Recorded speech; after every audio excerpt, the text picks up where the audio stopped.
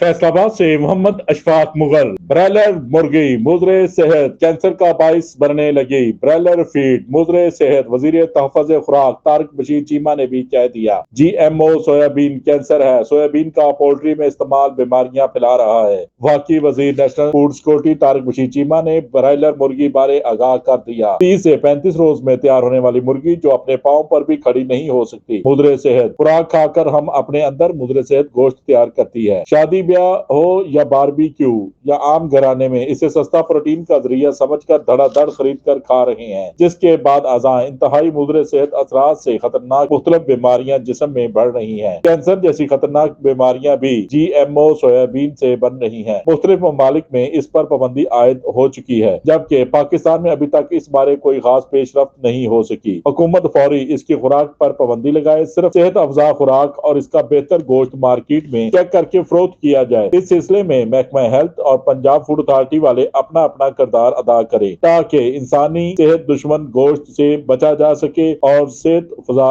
हमें गोश्त मुयस्सर हो सके। देखते रहिए GS न्यूज। इस वीडियो को लाइक करें, हमारे चैनल को सब्सक्राइब कर बेल आइकन जरूर प्रेस करें।